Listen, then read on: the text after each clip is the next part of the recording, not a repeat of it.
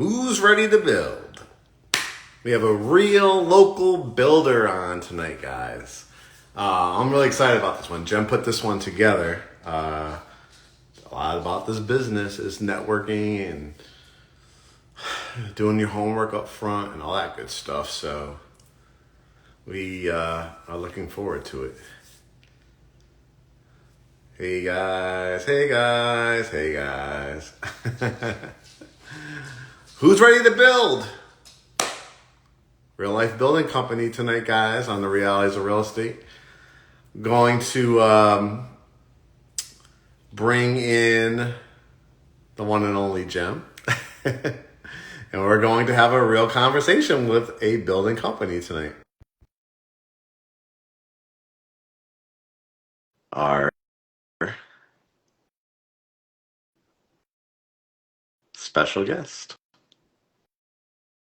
Hello. Can you guys hear me? Hey guys. Hi. Jem, are you? I hear you. Yeah. I don't hear you. Hey Marie. Hey, can you hear me I can okay? hear you. I can Okay, hear good. you.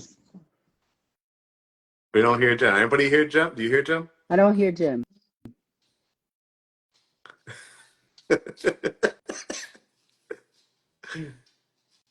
She said her mic is on. I can read her lips.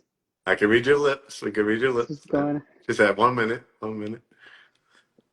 She's gonna come back on. Nice to meet you, Marie.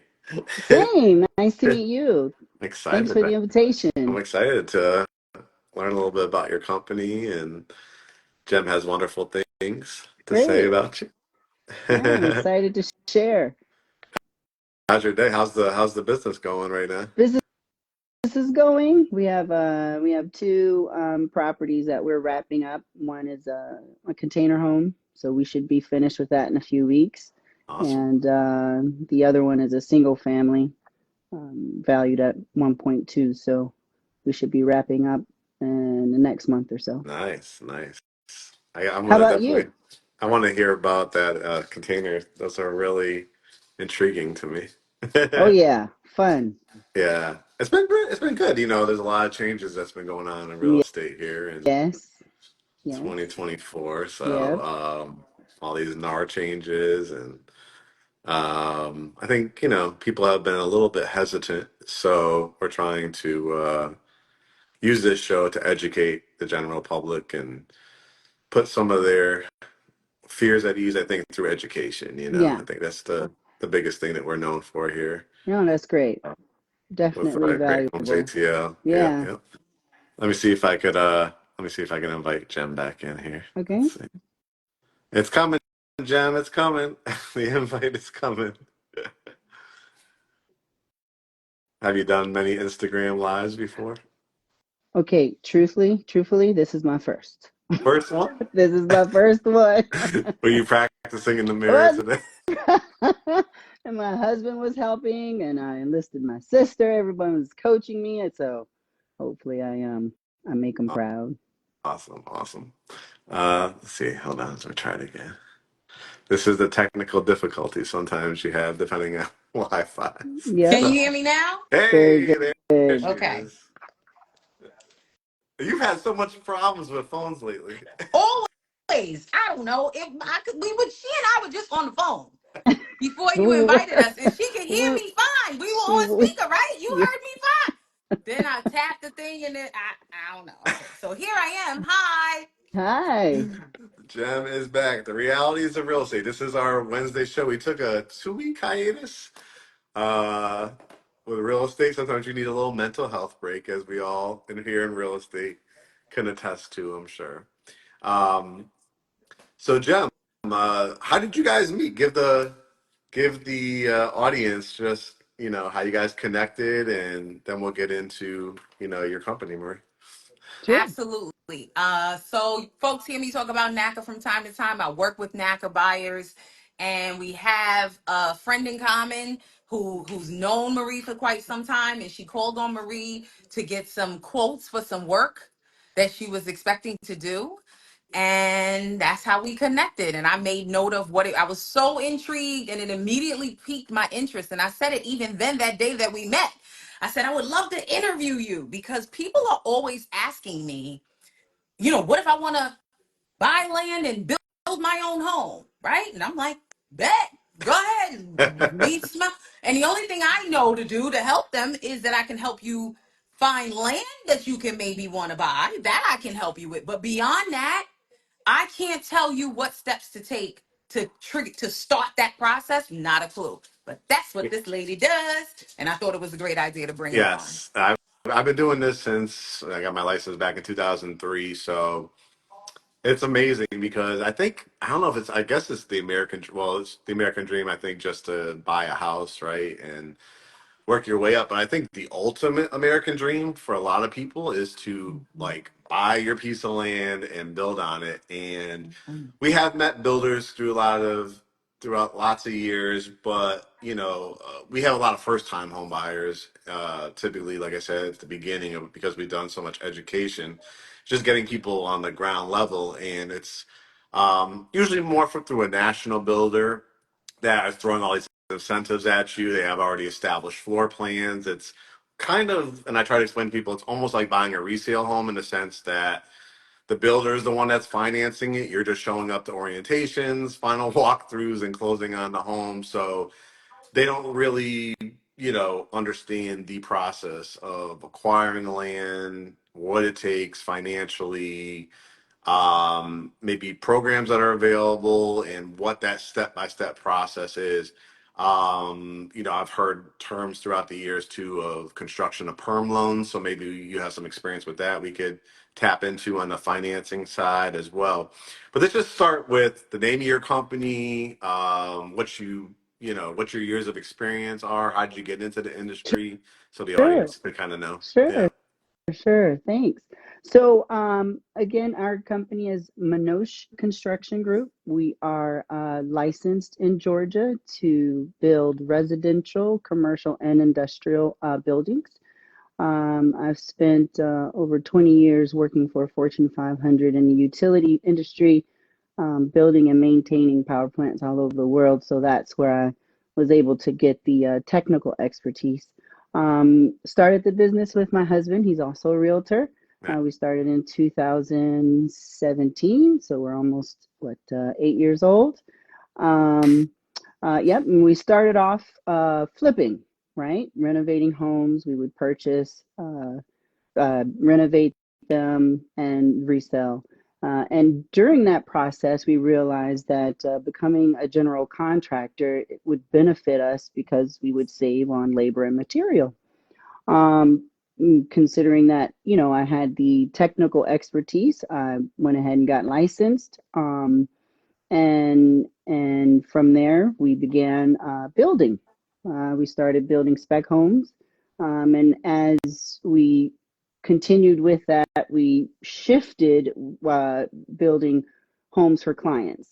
And we've been doing that for quite some time. And we still, do some renovations here and there, basically when they're referrals, but our main focus is new construction. When you um made that transition from plant to general contractor, like what is that training like? What kind of licensing do you have to go through to establish that kind of license? Yeah, no, it's a great question. So in the state of Georgia, and every state is different, but in the state of Georgia, there's levels to being a contractor. You can be a remodeler. You can be just a residential builder. You can be a residential light basic, which means you can do commercial, but up to a certain point. Yeah. Or you can be a general contractor that's unlimited, right? Unlimited in scope, unlimited in contract price. And that's the license we have. So we can build anything from a chicken coop to a $400 million high rise. Oh wow. Yes. I gotta do some of those $400 million high That's rises. right, Mark. Let's get busy. Gem, do you want to take over the next question? Yes. Let me bring them up because I Gem got always lots comes of. prepared with her little bullet points. Listen. You She know is why? Because, like prepared. I said, people ask me these questions constantly. And I'm So going to say too, just to the audience out there, and I'll repeat it a few times. Like, if you have questions, just put them in the comment section. We won't stop everything. We'll just kind of write them down and come back when they're appropriate and towards the end. So you already answered my first question, was to tell us about what you do and how you got started with this. So I think when people ask me and tell me that their friends, cousins, sisters, neighbor from around the corner bought some land and built their house, and they in their house and they said it was It easy, was I say, you easy. think so? They believe. I'm telling you, all people think about You- is you pick the land and the next day there's a beautiful house on That it, and it's like, Yeah. yeah, I that is definitely a dream. yeah, and I knew this. So I'm very gentle and I just say, okay, well, you may want to consult a professional to confirm that. But I would love for you to tell us, and I'm jumping right in with something that's like important that I want Sure, to be able to tell sure, people. What do sure. you think should be somebody's first priority when they decide that they want to do this? Like on our end, right? We help people buy and sell homes. Sometimes new construction, that's Mark's specialty. I'm trying to get into it myself, right? But that's how we met, right? I Right. was helping somebody to buy a home. And when we talk to them, we tell them the first priority should be securing your financing. Is it the same when it comes to building? Okay, can you talk a little bit about Yeah, that? it's a great question. Securing financing, yes and no. It's more so understanding your buying power, right? How much can you spend? You don't necessarily need to close on a loan. In fact, you definitely don't want to do that until you're ready to pull permits, so your building schedule can match your lending schedule, so to speak, right? Mm, But you at least want to know what your buying power is, because oftentimes what clients want, the first thing they want to do is design. The first thing they want to do, I want to design. I want 5 bedrooms. I want 3 baths. I want a unicorn jumping out of my, right? That's the first thing. And then you go and design it and you can't pay for it. You cannot pay for it. So the very first thing is understanding your buying power, right? Understanding how much you can borrow, for how long you can borrow, whether you're going to use cash, if you're going to use a line of credit, if you're going to take a HELOC on your personal home, or if you're going to go do a construction to perm, right? Understanding your buying power is absolutely the first thing. Once you know how much you can spend, then you can decide how much of that money you want to put towards the land and how much you want to put towards the house. okay. Then once, So Now, the even land. before you have the Yeah. land, you're saying, yeah, so right, so if you have the land, you're halfway there, right? But oftentimes buyers do not have the land. In fact, I would say most do not have That's the where land. They have to we find come it. in. That's where we Yes, come in. yes. But if you have the land, you're halfway there. Um, but if you do not have the land, then you have to secure the property before you open an account, before you even draw up blueprints. You have to purchase the land. Now, when you say, okay, because we run into this all the time, Jem knows this and she's learning as, you're almost celebrating a year with us almost, Jem. We're in I November, know, it'll be I a know. year. Ah, congratulations. Yeah. Yes, yes, But yes. one of our rules that we learned early on is we have, and maybe it's the same in your business because you get the same thing. I want to build a house. Hmm. But we have a consultation, a general consultation. If you just have questions, pick our brains. Kurt and I have been doing this for a long time. Jem is a little bit more hesitant to charge people, but I try to tell her knowledge is power, and it's a value. So just providing like what we do on this show, free services and free information and stuff like that. So somebody comes to you and says, I want to start building a house. For us, it's before you could even really have the consultation with us, we need to know your buying power through a pre-approval. So we Exactly. have lender references and things like that. In your industry, somebody comes to you and says, Marie, I would love to I have Jem and Mark as my agents. We're out in Mableton, Georgia. That's where I want to live, or let's say probably Smyrna, right? Something like that, because school districts are good and everything like that in that area. And you will find that Vining, Smyrna area, a certain price point where people have the money to do some customizations. So Jem and I go out and helping, we're gonna all work together, I think, in this scenario, right? Like now we've met Marie, Jem and I know Marie. We're going to start shopping for our client and probably get your assessment of the land and what your thoughts are on it. What is the next step? Like, do you have lenders that you work with for this kind of construction that you would recommend, or is it just going to your Ameris Bank, Bank of America, or do you actually have lenders that you really enjoy, doing this process with? Yeah, no, that's a great question. So I always recommend starting with your bank because you have the relationship, right?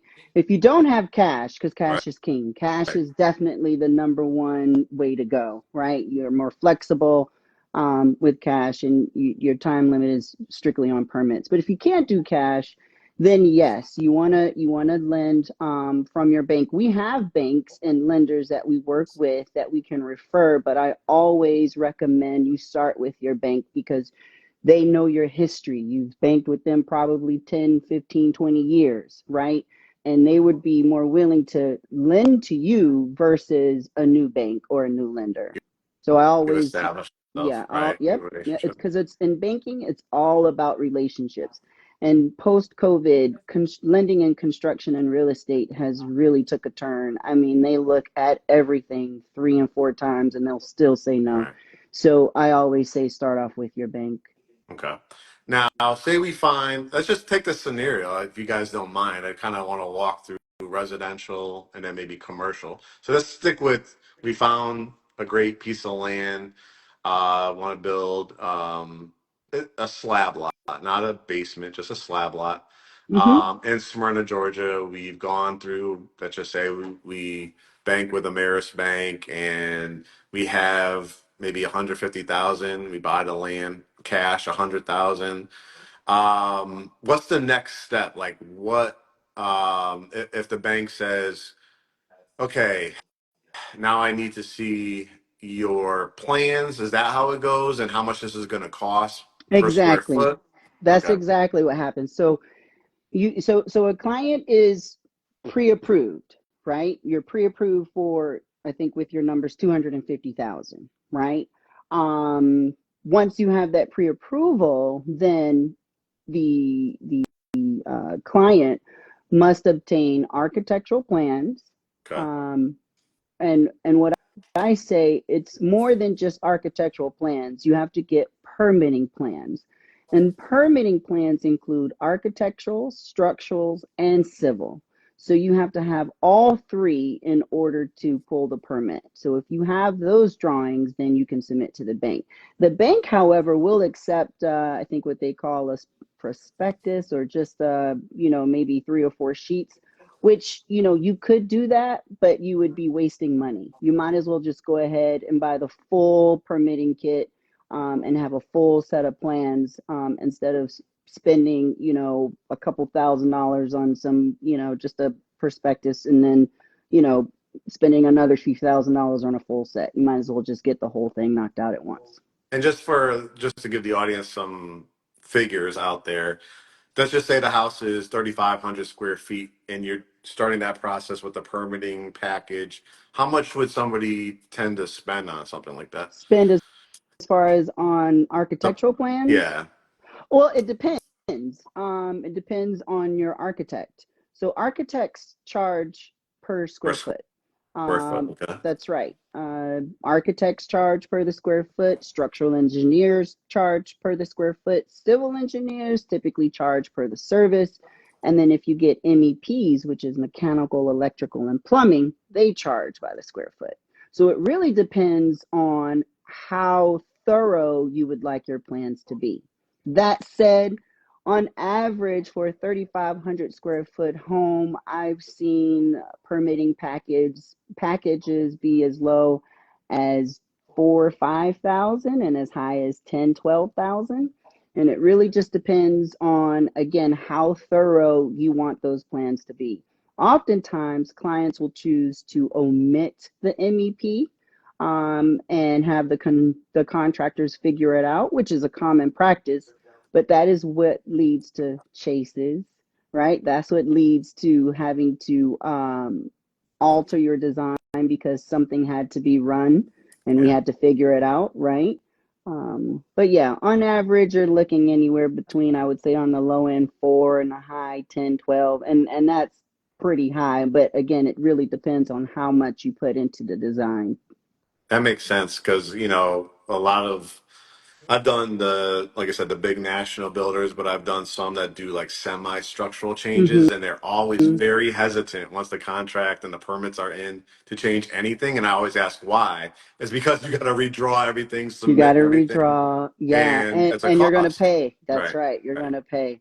Yeah, and the one good thing to note about, well, the one thing to note about production homes when you mention the national builders, these plans are done already. They're Right. just recycling them from lot to lot. So the Yes. cost of the initial set is already paid for. Right.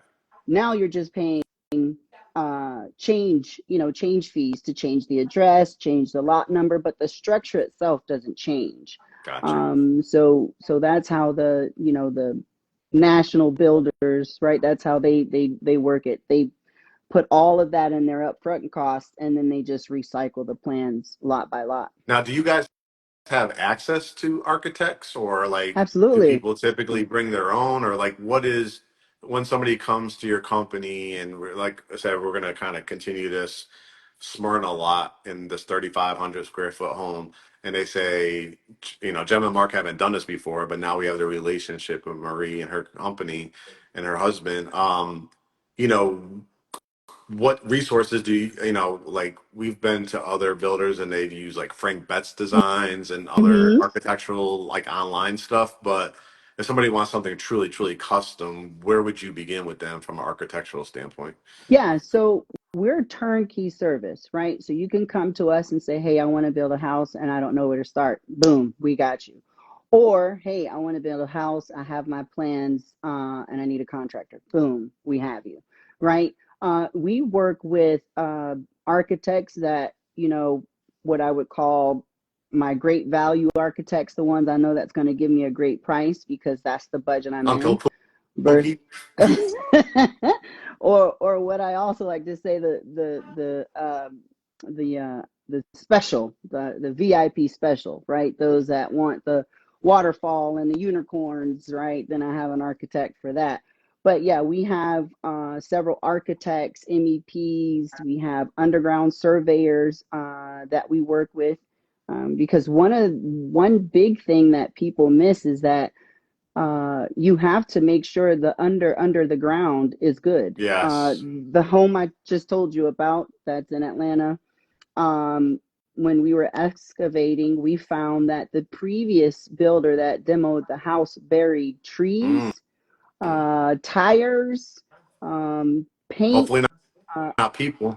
no, not people. We didn't find any human remains, but it's important. It's important to make sure you get your civils correct. So yeah, we work with a slew of architects and engineers. And is that like so I've had a couple scenarios for like when I've had clients build, they ran into like these huge gigantic rocks where they had to blow them up and Hmm. everything. Like, but does that keep getting passed down, obviously, to the buyer when those things happen? Absolutely, absolutely. They own the land. I'm not going to pay for it. I love that. I'm not going to pay for it. So and that goes apart with being thorough when you purchase land, right? You want to get your surveys done. You want to have someone come out and run some cameras underneath. If it's just a spot check, you want to make sure you're purchasing a solid lot before you How do purchase it. they do Often. those tests for rocks and stuff like that? Is there a special test for that? Yeah, so they'll come out, they'll do some test points, they'll dig a hole, they'll put some cameras in, and they'll check and see if there's anything there. They'll also test the strength of the dirt, make sure that the area is buildable, and that's one of now a best practice, but a lesson learned for us. So that's something that we invest in early on, is make sure that the civil is correct. Gotcha. Next step. So we've hired the architect through you. We got the permits in. Overall average time frame from beginning to when you close. I know that's always a big issue for a lot of people. They're trying to get in for a certain time of year, Yeah, school starting, stuff yeah, like that. What's on yeah. average for like that 3,500 for a slab lot time frame? So one has to be very strategic when it comes to schedules, because you're managing several schedules, right? One is your loan, right? And the clock ticks as soon as you close. Mm, They don't care about how long your permit's going to take. They don't care how long, your contractor is going to take to start. Once you close on that loan, the clock starts ticking.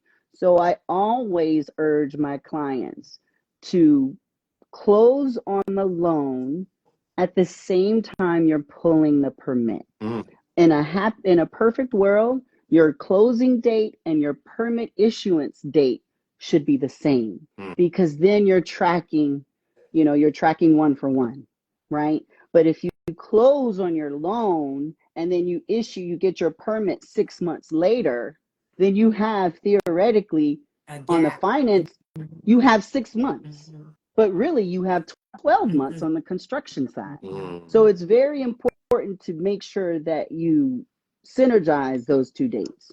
So that's so many times we've talked, Jim, with no money down, 3.5%, 3%, conventional, all these. This is a whole new conversation for the audience out there. So we're going to use terms, guys, like construction to perm loan, closing on a loan. So Marie, talk about, is this what you're talking about? Like a construction to perm loan, you're closing on that construction to perm loan, What and the mhm. draw is like, okay, now we're going to pour the slab. So there's money being funded from the lender, and you're starting to pay interest on that Well, payment? however, whatever financing tool you use, whether it's construction to perm, or it's just a construction loan, or it's just a personal loan, whatever that tool is, um, the method in which the draws happen are the Okay. same, right? So banks typically release money based on the progress of your build, right? The key thing that I urge my clients to understand is, um, you want to close on your loan. When I say close, that means you're going to the closing table and you're signing off. They're going to give you the 10% down, right? And boom, you're off, right? And then once the build is done and you get your certificate of occupancy, then you have another closing, right? Mm-hmm. Right?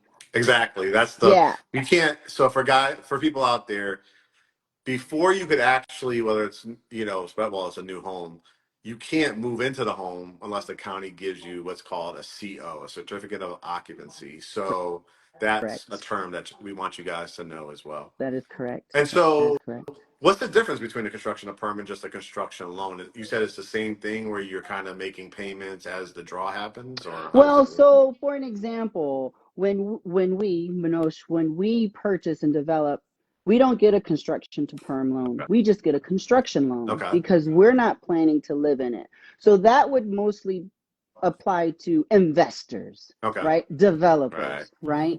But those that will consider that their primary residence, Yeah. they would most likely have a construction to And perm. when you guys are, from what I understand, I haven't done one personally yet myself, but I'm interested to do it. But what happens, guys, is again, the foundation is poured, then framing starts happening, and all these different steps where you're drawing more and more money. You have to make, from my understanding, like the interest payments, right? And then it converts into what your actual completed mortgage will be at the very end. Let's just say that now this house is 750,000 that we're building. We are now poured the slab, and let's talk about like you're now. I'm assuming it's a lot earlier, but I always find this so fascinating from people because they think that D.R. Horton himself is building your house, or Pulte Homes, or Mr. Toll Brothers. And I always say there are literally dozens and dozens of people that are working on your home.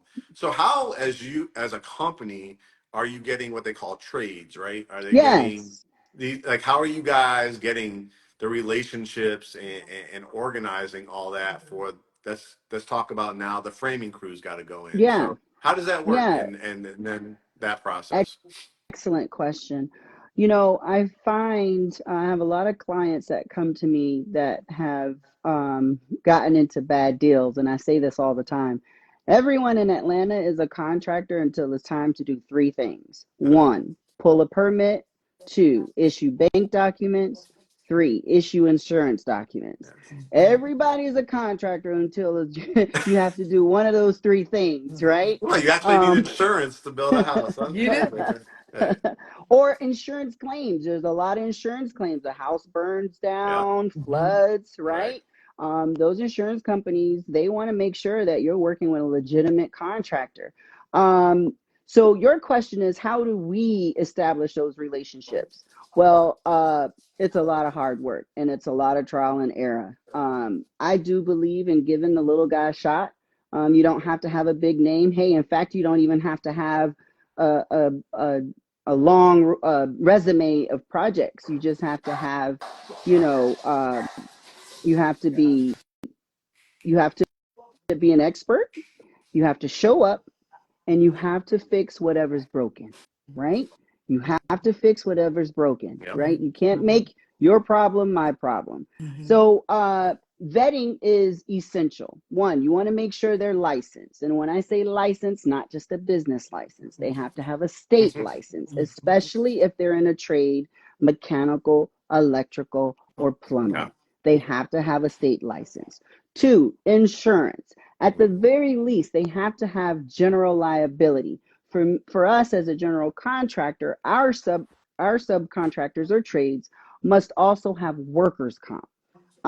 So that's a mandate. I cannot have you on my job if you do not have general liability nor workers' comp. And then the third thing is, again, checking their resume, making sure they have good references. And again, it's not about, the quantity of jobs that they have, it's the quality and what was the impression that you left with that client. And then just trial and error. We'll give you, I laugh because I say my husband is the bottomless pit of second chances. With me, I don't have many second chances. That's me, and Kurt I don't, is like, I don't have many second chances. I might give you one. By the second one, I'm looking for my next sub, right? But yeah, it's just trial and error and making sure that you understand it's a partnership. This is another thing that I had to learn leaving, this big company, because I was laid off in 2019 and just threw myself into this business. But being a part of such a big company, I had a big ego, and I had to recalibrate as an entrepreneur. And I had to understand that this is truly a partnership. I need these subs as much as they need me. absolutely. So that's how we do it. And the guys, we have several subs that have been with us since the very beginning. Wow. Yep. That's amazing. Yeah, I think that's funny that we all kind of have that same story. I was laid off, Jem was laid off, and you were laid off, and it's a testament to people that it's never too late to make that Never too change and late. go after something different. But it is, I think, the overall message is it's all about relationships and trial and error, and some things are not going to work, and some things are. But That's as you right. guys can see so far, there's already a lot of steps. So everybody that said that they want to buy the land and build a home, we're just now about to go into the framing I have a stage. question though. I have a quick question. What percentage of people that come to you and get that plan package, right, Yep. actually follow through and buy a house all Good the way? point. Good point. Very good question. And here's our model. Most contractors will give you one contract, which will include design and construction. Okay. So once you sign, you're hooked. You're hooked from beginning to end. So you're going to get that potentially $4,000 to $12,000 from the jump. Yeah, well, it's not even about the money. It's about the commitment. Yes, commitment. It's about right. the commitment, right? Right. So once you sign that contract, you're committed from design to CO. You're committed. Mm-hmm. For us, we understand that people may not want to work with us, and that's okay. In fact, I encourage folks to go out and get quotes because I want you to see. One of my pet peeves is, oh, that's too Yeah. much or that's too high. How do Yeah. you know? Mm-hmm. But how do you Exactly. know? How many Right. houses have you built? Right. Well, we Right? deal with that too in real estate all the time. It's like we say at the end of our consultation, feel free to interview two or three Feel free. others. We know we're the best because we know what the hell we're doing and we That's are here. right. But my fee is what my fee is, and I'm That's going to try it. to help you not have to pay for it by having maybe the seller or the listing brokerage do it. But I know my worth and I know my value and what you bring to the table, like you said, through you're talking about all these dozens and dozens of contractors and trades and stuff like that. You have built up that knowledge base and experience, and it's valuable. It's invaluable. So when Right. somebody, like you said, like you There's have them under multiple contracts. That's what I yeah, wanted to. contract. What is that like? What does that look for? Like, is that like an earnest money or construction deposit that you can lose if you like don't follow this through? What Yeah. So happens with that? this is what we do. We separate our homes or the construction of our homes into two phases. First is the design phase. So I give you a bid, an estimate, or proposal for the design. That's going Hmm. to include civil engineering, architectural services, Hmm. structural engineering, and optional things like MEPs. If you're on septic and we need to do some soil samples, right? Hmm. Mm-hmm. Hmm. It's going to include everything that you will need to pull your permit, right? That's design. Yeah. You get a price for that. Once the output from that is your permitting packet, you can then take that permitting packet and go to any contractor for a quote. That's actually your first test to understand if a contractor is a true contractor, because if you send them plans and they can't read them, you don't want to work with them. Right. Okay. Mm-hmm. So we will also, in parallel, give you our estimate to Mm-hmm. build it. And the way we structure our estimate is the cost, right? Can't hide from the cost. Right. We give you a budget for each division in construction. They're called divisions. So you know what, Mm-hmm. drywall, right? Civil, paint, Mm-hmm. flooring. You get a budget. You get a material and labor budget, and then you get our fee. Our fee is what we're going to make to build your home, Mm-hmm. Yeah. right? Mm-hmm. Oftentimes people are like, oh, well, why do you charge a fee? Well, let me tell you why. One, we have to carry the liability. Yes. Okay? If anyone gets hurt, anyone dies on site, they come to Minosh. They're not coming to the owners, they're not coming to the bank, right? Two, you want one point of contact. You don't want to be in the middle of an argument between the plumber and the electrician and trying to figure out who's on first. That is not what you want. Right. Three, we carry the warranty. Okay. So that's the benefit of having a general contractor, not just on a new build because that's like a mandate, but for anything. That's whether you're doing a simple bathroom remodel, and I understand you got to cut costs, but there is value in having a contractor being your point of contact. But back to the point, we give you an estimate. We then give you a construction estimate, budget based on what it would take for us to build, and then you decide if you want to move forward. Now, But Jim, you to your pay up question, front for that. You pay for that package, and you've already technically paid. now your business is done with them unless Right. they come back It's and say, "Okay, now exactly I want to right. put this into practice. I want to let's go." Exactly right. Okay, Exactly right. okay. Exactly right. That is your way out, right? While we're doing the design, they may say, I really don't want to work. I don't want to work with them. Right. And that's okay. That's okay. Because guess what? We choose clients just like you choose contractors, Exactly. right? Exactly. So, that's the way out, right? For both. So, I think it benefits both parties when you do break it up that way, because you can definitely get in bed with someone that you can't get out of. Now, for I've had experience of sometimes these builders have like a design center, right? How do you Yeah. guys in a custom situation like do you have relationships with tile companies Yes. and all that kind of stuff? Yes. Like, so if somebody says, I want the standalone tub and I want porcelain tile throughout the whole bathroom, or I want, all this type of stuff. How do you budget for that? How does that all work? Do you have an allowance, or how does that actually come Yeah, so you together? have an allowance, but all of that get hashed out in the design phase. Okay. So you're going to tell the architect exactly what you want, right? And when the architect puts in the plans, we got porcelain slabs, or we got porcelain, surround in the, fireplace, or I want, $3,000 bidets, right? Right. All of that's going to be in your design. So once that design is set and that budget is set, any changes to that is what? Change order. Right. That's why it's important to get your design on paper, no matter how small or big you think it might be. Put it on paper. Yep. Okay. So Wait, that. somebody just asked, hello, y'all are realtors? Well, that guy on the top is my broker. Yes, realtor, technically. I'm a realtor, but that lady right there, she's a general We're contractor gonna build your house. We who gonna can find you the build land for the house. your Yeah. we can help you get the land. You call us, you say, I want it here. You tell me how much land you think you need, right? For what you want to build. And it almost sounds like you should go to her even before you buy the land, before you But start looking for I it. think we should Tell all. me that, Marie. Does that make sense? Like, I just It know I makes want to buy sense. in It Smyrna. makes sense. It And makes sense. okay. It makes sense. And I encourage, my bill rate is between 150 and 250 an hour, depending on the travel location.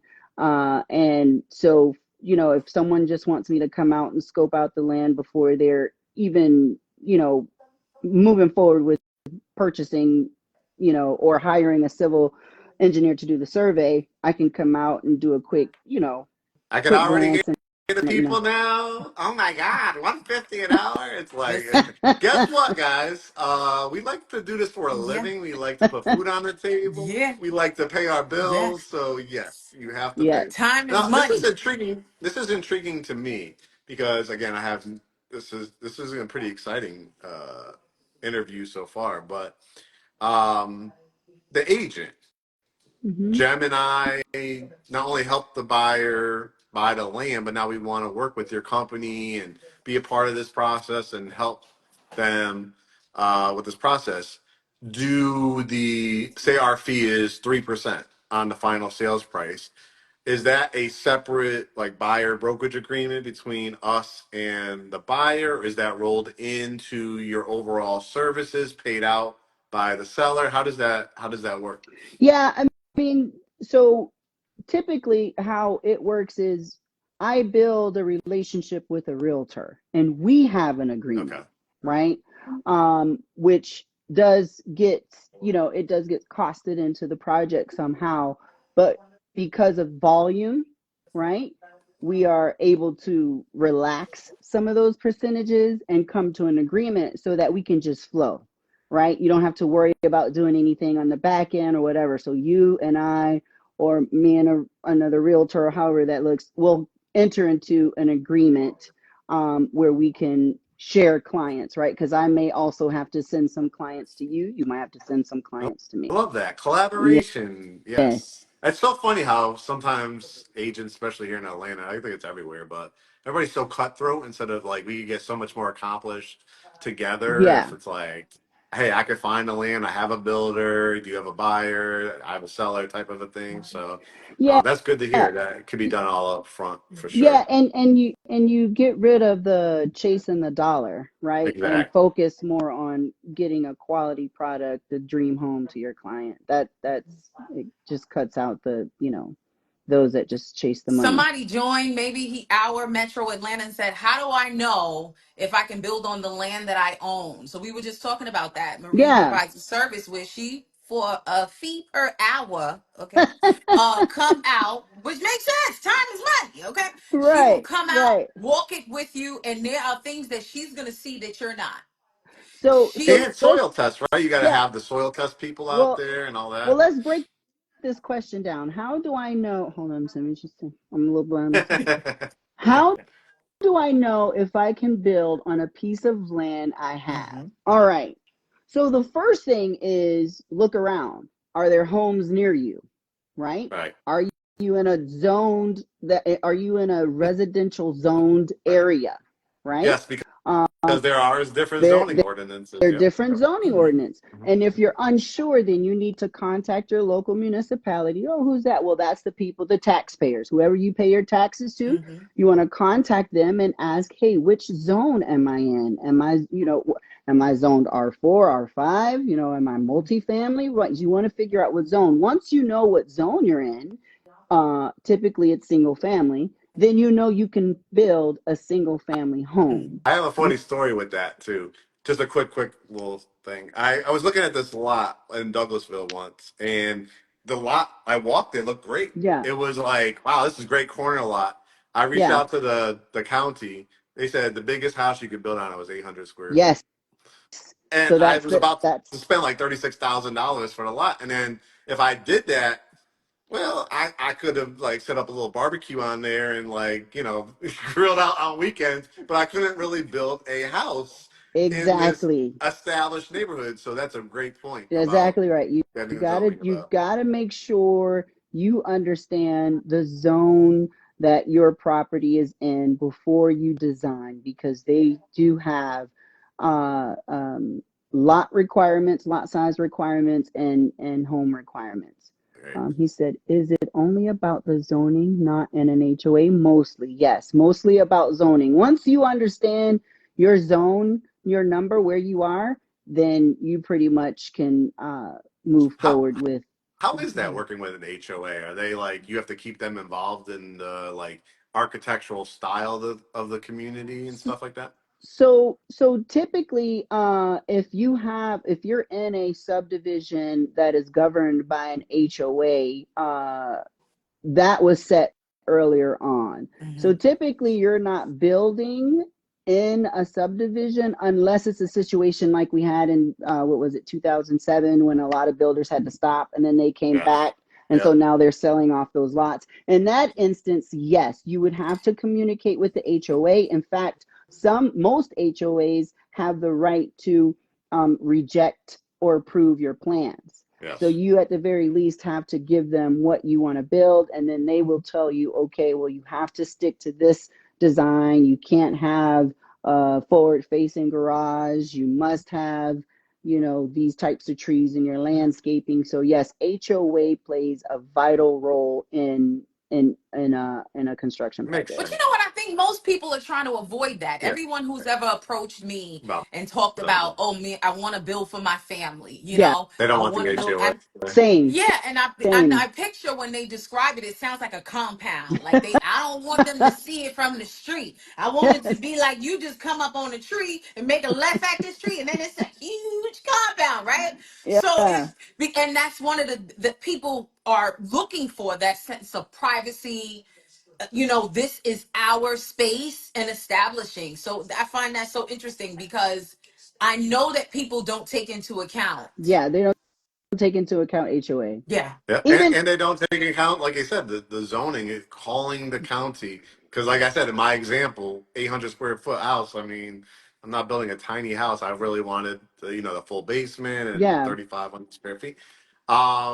All right. Well, we're continuing the process of this house building. So now, house is framed. It's stubbed. It's got the plumbing in it. Talk about the different points. Are you working with the county? Are they coming out for county inspections? Is this yeah. Cobb County we're building in? What's that process like and stop points before you could keep on going to the next step? Yeah, so you can, and it's a very important question, because that is the piece that most homeowners do not understand, is the whole points, right? Um, One, you can construct a home just by utilizing the county, right? Just by utilizing county inspectors. Typically, for a traditional stick build, you'll have a site meeting for the site. So you'll have a site inspector. And then you'll have your rough-ins, right? So your rough-ins will be all of your underground piping, um, everything before you pour the concrete. Then once you pour the concrete, you start framing. And then you have, like you said, your MEPs in. And at that point, you're doing a rough-in inspection. Yeah. Some counties do trade, trade by trade. They might want to come do electrical. They want to do electrical, plumbing, and then HVAC, then do framing. Some want to do it all in one. We go the extra mile. We hire structural engineers or professional engineers, and we do third-party inspections on top of what the city does. Love Because that. what you don't know is that these folks are being trained from a manual. Okay, they have a checklist. I like working with folks that have actually experienced, these things that they're checking off. Right. And oftentimes these inspectors will miss. Yes. They'll miss something. And that's where that third party comes in. So we kind of, to play it safe, we have third party inspectors come in to do our inspections on top of bank inspections. So the bank will also have their own inspectors. They're not looking at code. They're not looking at the structural viability. They're looking only at progress. How far have you gone and how much should I pay you for what you've done so far? Gotcha. So these, like we talked earlier about, these are typically like 1 year. You want to time it for the 1 year. If you get it done earlier, that's great. But these typically are just like 1 year you have to build from when you get that loan. Yeah. So typically your permit is good for 1 year, 12 months. Typically you have your permit is good for 12 months. Things happen and you might have to extend that permit. And most municipalities will, based on your last inspection. So yeah, you can go past 1 year for sure, but traditionally you have 1 year to build. That's why I mentioned it's so important to mirror your permit issuance date with the closing date of your loan when you close to actually begin construction. I love that. I love that you guys, and I think this is important. Things that we learn in real estate is, and I think, Jem, you've been really good at this lately as well, is setting your expectations up front Yes. of everybody's role, responsibility, time frame, and trying to hit that. But I can imagine in construction, especially during COVID, there was supply chain issues. Oh There yeah. were, I know I experienced it. Oh, like the house was supposed to be ready in March and it didn't close until July, August because they couldn't get windows in, and you can't pass inspection and keep the moisture out and all that kind of stuff until you got windows and doors in. Yeah. So, what was that experience like? And when you're building, like, what happens? I'm sure people are like, okay, I started this process with you July of 2023. I want to close in July of 2024 to get my kids into school. And they're probably on you like, why is this being delayed? And oh my God, like the cabinets that I really wanted, they're no longer in stock. Like, talk about those situations and how you have to be flexible both as the builder and on the buyer side. Yeah, no, I mean, that's a great point, and flexibility is key. One of the major issues, along with supply chain issues and labor Labor. issues, right? A lot of people that, they were sick or they had sick family members, so they couldn't come to work, was also the city working with the permitting office, working with the inspectors, because remember, these are all government employees. Yes.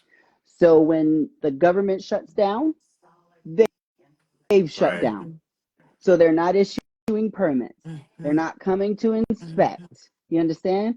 That was the biggest issue for And then when us they came during back to COVID. work, they got to go back to the first request, right? In order. So now you are number 150 on the list of this back work that has to be done. I remember in New York, there were a couple of situations like that, quite a few, where people were in the middle of because in New York I sold quite a few multifamily Yeah. homes, right? And sometimes there would be a need because again, NACA, yes, okay, they were NACA buyers. Okay, NACA buyers were buying these multifamily homes, just like the person I met through Marie through. And there were times when it was important to them to get the work on a unit done so they can start to collect rent. Right. Because they already Right. bought the house in this case, right? Right. And it was just so hard to watch. One particular client that I'm thinking of specifically, because it was exactly that. She had gone through did everything right, had her permits in, and then COVID hits. Mm-hmm. When everything reopened, she goes back thinking it's gonna be great. We're just gonna pick up where we left off. When they finally gave her an estimate for when an inspector was gonna come out to clear that, it was months because the backlog was crazy. Right. Yeah. Right. Yeah, We I mean, had I the had same. that We had the happen, same and I thing. think I built a couple townhouses in Woodstock, Georgia, and the guy, I was like, I think it was Pulte Homes, and the guy was like, they're a nightmare because they only come out on Tuesdays, and Right. it was like he dinged me for the outlet was crooked or something like that, and then it's like, well, you lost a whole week because they won't come back, not the next day, but But see like a what they whole, don't you tell lost you. 7 days, But what they don't tell you is that a third party, a professional engineer who inspects your home and stamps it, overrides whatever the city says. Yeah. They have to go by that. So that was the workaround for us when we couldn't get city inspectors and when folks were working from home but not really working from home, right? We would get our third party guy to come in, do the inspection stamp, we submit it, and they pass it in the system. And that's the name of the game. You have to figure out how to keep the project moving. I tell my clients all the time in the beginning, hey, there's going to come to a point where you're not going to like me. You're not going to like what I'm telling you. But as long as you stay focused on moving the project forward, we will get through this together. An example, you mentioned she had to wait, someone had to wait for cabinets or countertops or whatever, right? Well, guess what? If you're already living in a home that has these things, then let's just snatch it out of there, put it in here, get the CO and keep it moving. You know what I mean? I mean, you have to figure out You got how to to get do this. resourceful. You got to get Listen, crafty. no is never an option for me. No is never an option for me. Yes, it's a hot point stove, but it's going to get you CO. Hey, exactly. Be going down to the garage sale, pick up That's right. old pedestal sink. As Yeah, long as it turns on, as long as it works, get it in there so you can get your CO and then clean it up later. All right. Well, now we're coming down the home stretch. We've gone through these, inspections and stuff like that. We are now approaching, like I said, the new homes. Typically, they've given us closing dates when kitchen cabinets go in. It's usually the tail end. They say it's within 30, 45 days at that point. What does that look like for somebody building their home down the stretch? Are you setting up the same type of stuff like orientation of the house, final walkthrough? Are they able to look for any imperfections that need to be done before you hit the closing table? In fact, we're really close to our clients. Our clients come to the property often, and yes, we do have walkthroughs, but they also walk through All as the we're time. building. Right. You do have to recalibrate and say, hey, listen, this is construction, this is how it works. You will have an opportunity to, create a punch list. But yeah, we have all of the same processes that a major production home builder has, and maybe a little bit more because we are very one-on-one, right? You don't have a project manager, you don't have a design center you got to go through. You got one point of contact. So you already know your warranties, and if anything happens, you're calling me, you're calling my husband, right? So it's that personal touch, that personal relationship that just builds trust. And you don't need, 3 binders that, 1, you're not going to read, and 2, when you call a number in it, it's not going to work. Right. But yeah, we do have those things. Awesome. But once we get the CO for us, once we get the certificate of occupancy, we get that last payment, we're done. We're done. Yeah, we're done. There's we're in the warranty phase. And so that's what happens, guys. As you go to closing, and then you're closing on this construction of perm loan, and now it's the actual mortgage that you'll be paying for the Correct. next 30 years or 15 years, depending on which mortgage Mhm. you choose. Jim, you have any other questions No, along I this had path? a couple of questions like were embedded, but I think we answered them. And one of the main takeaways, and one of the reasons I really wanted to do this with you, is just so that people see the importance of planning. If you think about the intricacies of all the steps that we talked about, thinking that you can do this from Google University, Mm-mm. YouTube, don't do it. Don't No. do it. You got to call a professional, because Right. the few scenarios or transactions that I've been involved with like this, I noticed that that's probably the number one mistake people make is one, underestimating the cost, not building a cushion into their budget for the what ifs, Mm-hmm. right? Yes. And also underestimating the time frame. Yeah. Everybody wants it to happen in 30 days, And it's especially when HGTV can show it to you in 45 minutes with commercials. Egypt. So That's They right. make it Egypt and Mike look so easy on So HGTV, easy. right? So Right. That's because they right. even have a show called 100 Day Custom Home that I watch, and it's a husband and Yeah. wife team, and they somehow build these houses in 100 days. Well, they have every resource that HGTV is helping them with that. I Oh, guarantee you. absolutely. Okay. Yes. So just be mindful of the fact that what you're seeing on TV is not necessarily reality, and you really have to plan for this thing, but it can be done. So if this is what y'all are thinking about, I keep hearing of families that want to put in together and Yes. build a compound, right? It was discussed at our Thanksgiving. I stayed quiet because I was like, nope, to the nope, nope, nope. But they all seemed very excited about the idea of your house is there, your house is And there. that can work. That can work. And I always recommend you do it in the form of an LLC. Mm. And that's for Do it legal in the form of an purposes to LLC. protect you That's as right. your own personal Absolutely. assets. Yeah. Oh, This Absolutely. was wow. Yep. so good. I know people are gonna look back at this and say, "Yeah, they dropped some dimes that night." We did. This is I great. was gonna recommend maybe for the next one, if there is a next one, maybe have folks come bring real issues that Yes. they have. Like, what are you experiencing? You Absolutely could be at the beginning, you can be in the middle, you can be at the end. And this could be like, their therapy couch, to really go through love it. some real life Mm-hmm, scenarios, mm-hmm. of what, because I mean, you can really snowball all of these topics into, 2-3 hour long It can sessions go for Oh, on sure. for forever. sure, for Yeah. sure.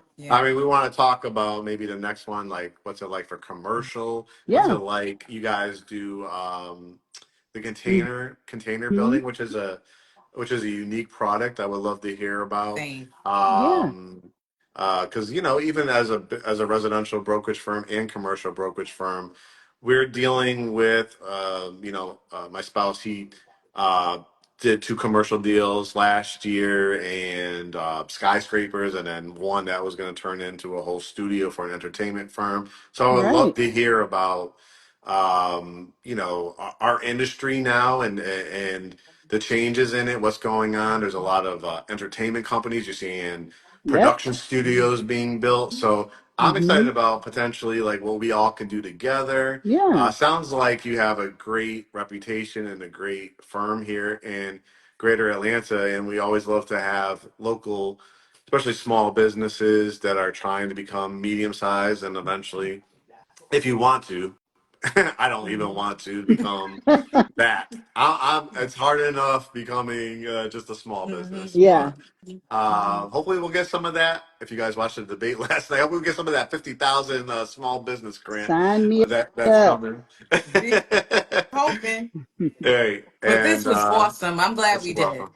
This is Good. awesome. So it definitely would love to have you back on and talk about some of that, and we'll ahead of time ask people if they have had any scenarios or questions or nightmares that they want to share Watch with us as tomorrow. well. We're gonna have 100 requests. I want to buy some land. Can you sell me Yes. some land? Can I buy Yes. this land? Can I build? Yes.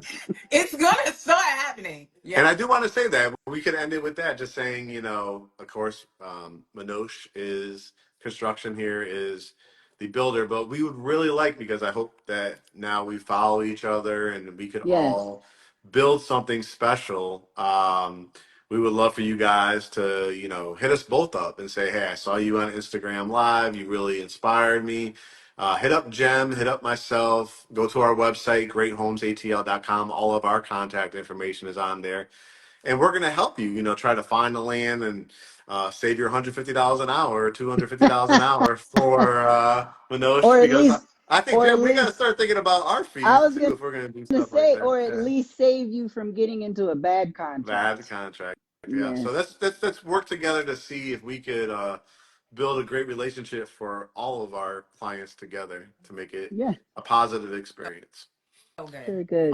Thank you. Awesome. Thank Awesome. Well, you thank for you. agreeing to do this. I know you don't Of do this kind course. of thing. When I asked her the first time, she was just like, oh, Lord. And I was like, come on. But this time you were willing, and I'm so happy you were willing to do it. Well, Uh, thank you for having me. It's all about helping people, and you know me from NACA. It takes a special person to do NACA because Even that's it true. ain't no money in NACA. So it's all and about helping you do people. like remodel, like finish people's basements. Do you do Yeah, things like that too? we do. We tend to we take care of our referrals, Okay. right? Because we don't have a big marketing. We like to focus on new construction, new builds. But yeah, we still do renovations, additions, especially for those that are referred to us because you got to take care of your referrals. So yeah, we still do those things. Awesome. Awesome. Well, Jem, you got a couple of flips hopefully coming up. I So do. now you have a contact. And she Yeah. knows I do those NACA deals. I'm a glutton for punishment, We do. but it's So a Oh make my great your God. middle program. name Yeah. I Jem think maybe Nakaloni. we're gonna do one of our episodes is gonna be on NACA. So if you do want to know what is she talking about, then we're gonna cover it because it is a great Yes. opportunity. So It's this was And definitely everybody awesome. else, great for the. just thanks for tuning in. And Jem's got her week 2 of her class, of her 4-week class that goes on every Saturday. So, congratulations, Jem. That sounds like it's going really well. It is. Yes, This week congratulations. Saturday we're covering building a budget. So Marie, just so you understand, I'm now spending each Saturday in September talking to people who are a year out from even starting any of that. These are people who want to be homeowners, whether they're building a custom home with you or buying a spec home that built by someone else or buying a Mm-hmm. resale. These are people who, because unfortunately we talk about it, we've mentioned it a few times on these lives. This is not information that's just inherited to everyone. It's Even not. if your parents weren't homeowners for whatever reason, this is not the thing they pull you aside to make sure you know. Somehow you know how to cut collard greens right and season them oxtail.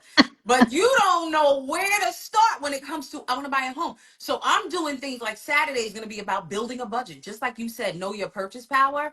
I'm going to walk people through first. Look at where your money is going now. Then we'll decide where the money should be going, right? How much of it could be Mm-hmm. savings, right? You may find Mm-hmm. from this exercise, I need to get a new job. I need to get another degree, right? But the goal is ultimately to figure out what payment would be most comfortable for you. I And once gotcha. you figure out that number, start living like you're paying it now and prove it to Mhm. yourself that you can do it. So that Saturday is building a budget. That's good. Great That's good. class. I think the overall message, guys, is we live in a society where you can't Google everything, and AI is not the answer to everything. Relationships, experience matters, and that's what we're trying to build here as Great Homes ATL and what Minosh they're trying to build. And there's nothing better than knowing your worth and having a team that really knows what the hell they're And doing. And cares that's and wants it to crazy be and good. That's care and right. care. That's Well, right. thanks so much, Marie. I appreciate Awesome. it. Thank you guys for having This me. was It was a great experience. All good. right, we'll Thank do it you. again. All All right. right. All right. Talk Bye. Bye, soon. everybody. Bye. Take Bye bye. care.